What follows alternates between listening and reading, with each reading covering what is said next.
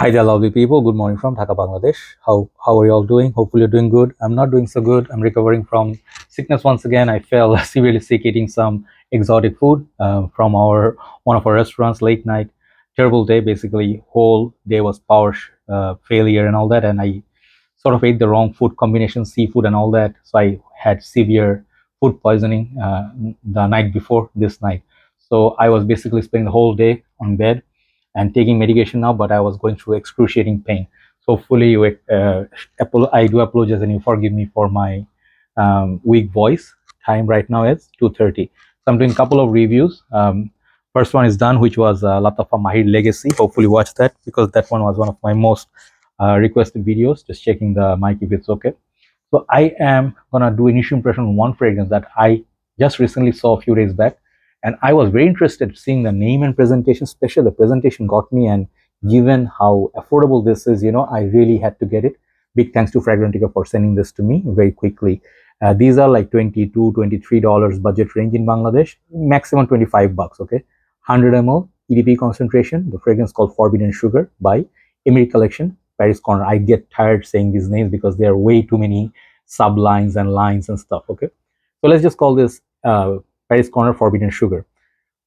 This actually is, I did not know what this one replicated, but seeing the bottle sort of felt like Franck Boclet because they have this kind of presentations, and this indeed is a clone of Franck Boclet Sugar.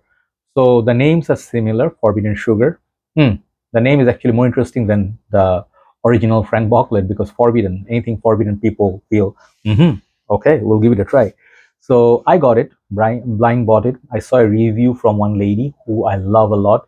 She reviews a lot of fragrances. She does initial impressions. And let me see if I can tell her channel name. Hold on. Yeah, her channel name is quite long. That's I can remember. Her channel is called Sea Chronicles Talking Sense. This is a wonderful lady who covers a lot of fragrances. One of my favorite channels. Shout out to her. I obviously follow her, and I actually respect her opinion. And also, I check out fragrances she suggests. So the whole day, we were expecting a storm. Didn't happen here, but I was basically out, man. Thankfully, thanks to my doctor, who actually advised me to take medication full sleep, and I finally could eat after almost 24 hours, feeling better. But this fragrance, when I received it, man, it was really, I actually was very happy because I got this fragrance, and also later part of the day, Latafa My Legacy. And I have few other fragrances. Just want to show you that I borrowed, which is going to be reviewed soon. Like one of the fragrances, Ayara. I think this is from Rasasi, and few of the other ones that I also borrowed, new lines and all that, is all going to be reviewed on my channel, right? And I definitely have that special line which I'm about to review maybe tomorrow or so. So let's look at this Forbidden Sugar. Forbidden Sugar comes with amazing presentation. I bought this first thing seeing the packaging. Man, this looks like easily $250, $300 sort of worth fragrance presentation. You can see it slides down like this. It opens up like that. Okay, and inside, not much protection, but the box, it's a solid box. Inside, Emir collection, and this is where the bottle stays. It got a little bit damaged. I think this is not very high quality paper and all that, but definitely there is cushioning, so that's nice. And especially when you close it like that. So this is extra perfume, okay, 100 ml, and this is where like a little bit tail or whatever you call it, you can pull it out. So easy for you to take out.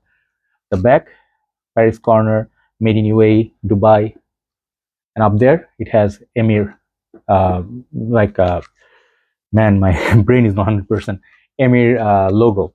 The bottle here is super heavy, man. This bottle is one of the heaviest bottles I have in my collection. Beautiful tag in front, black bottle. I think you can put light and you can see how much juice you left inside. And then if you take it out, metal cap, very, very high quality. This is sort of like a snug fit, but I still would not say pick it up by the cap. Got the sticker, the back, simplistic, clean bottle. I like it. Atomizer is very good. You show the atomizer. Really sprays enough, okay? So let's spray some here. And just one spray because I'm not well, so I don't want to overspray stuff. So I first of all start with this point. I have smelled a few Franck Boclet fragrance. I had tobacco. There are different lines as well.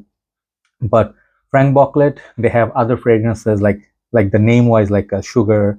I think there's smoke. I don't know. Franck Boclet, they have few fragrances which they focus on, like in particular note or particular name. Okay, so theme.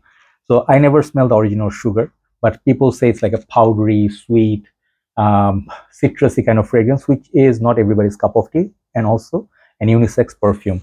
So I never smelled the original, but what I got from this, I'll tell you. So when you, as soon as you spray this on yourself, you get, I get like a mix, a bag of emotions. Okay, I cannot say for sure everybody's gonna love this as much as someone else, but it's gonna be hit or miss. Okay, what do I mean by that? It's truly niche style. It's not your mainstream, like a crowd pleaser. Like I could tell Latafa, Rave, now White One. I said it's an easy blind buy. It's easy, beautiful, and also the other one that I showed, Badi Al Oud, Sublime. I said this could be a fruity, safe blind buy sort of. You will not regret. This one particular, you have to sniff before buying, because even though this is cheap, this may not be your cup of tea. Why? Because when I smell this first, I am instantly hit with a citrusy talcum powder, baby powder sort of smell, and I did not know what to expect. It felt like a combination of few things. Like I smelled this DNA before. Let's say Jean Paul Gaultier Classique, that classic fragrance, which had a beautiful, what is that note? Neroli, orange blossom. I feel like there's a lot of orange blossom in this, but basically when I look at the nose breakdown for sugar, then let me tell you what I get from Franck Boclet on Fragrantica. They said marshmallow, honey, cassis, coconut, bergamot, caramel, vanilla, pear, jasmine, peach. Then that orange blossom, which I smell initially without looking at the notes breakdown, white musk, raspberry, and violet. They should have added like a powdery note, like a powder, because this fragrance is focused on that powder, which is contributed by few notes. I think definitely orange blossom, musk, and marshmallow they mentioned. I'm getting kind of like a coconut for sure. It's like a beautiful coconut. It reminds me of a mild version of this fragrance, Holidays by Mancera. If you know this one, this is a coconut heaven. This fragrance feels like suntan lotion, very dark juice, and much more intense than this.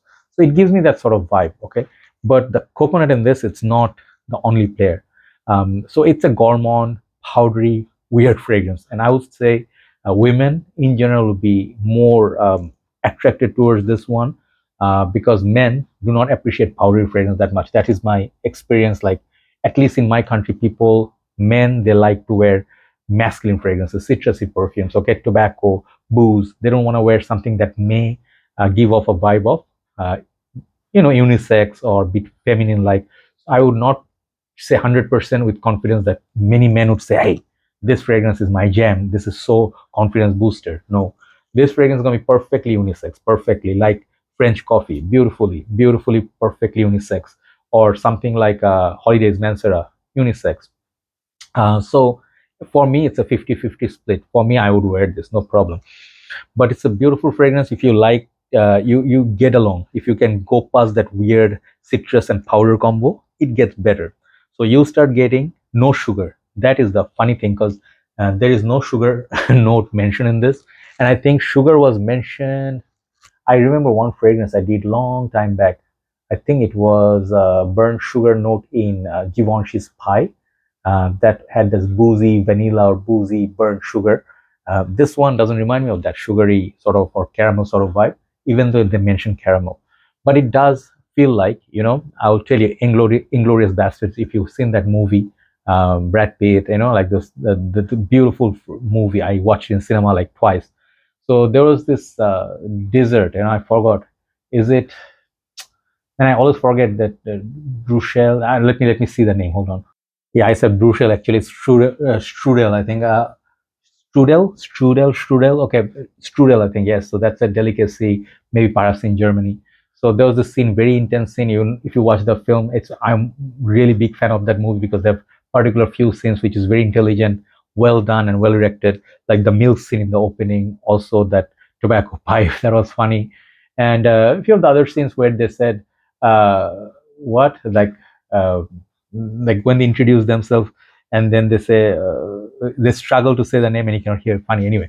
So this one reminds me of that kind of a strudel delicacy. I think that may smell like it, and it smells very classy on the dry down. It gets really, really dreamy. If you like powdery fragrance like Midnight in Paris or Bulgari's Black, you will actually enjoy this a lot. It's a little bit different. It's a little bit soft, and I would say women like. I would love to smell this on a woman. It's a very classy smell. That's the way I say it. The description that you see, Forbidden Sugar, the name, it doesn't feel like a drug note or something naughty or something dark. It feels more like it's a proper fragrance which has a classy dry down. So I would put this this way. Longevity is fantastic. This fragrance has serious good longevity. Okay. If you like sweet, powdery, dreamy fragrance and you like to wear Midnight Paris kind of fragrance, this will get you. I got like 8 hours from it, okay, on my skin, which is a surprise. So I don't think you should go a lot of sprays, but couple of sprays, beautiful. Wear this in evening time, mild, cool weather, February time, Valentine's Day, beautiful, beautiful fragrance for that. And even if you're enjoying some sort of marshmallow, like during the colder months, this would be good. Uh, you can say, oh, this is another powdery fragrance, rolling in love. I love that.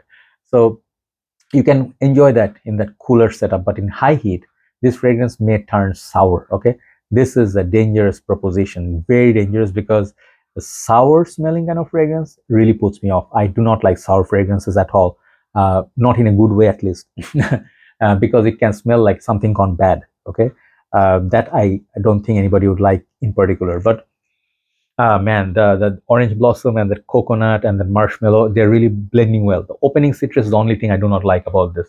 So the dry down gave me something funny, and I want to end up with that note. Let me get that fragrance actually. Sorry, I'm not really organized today.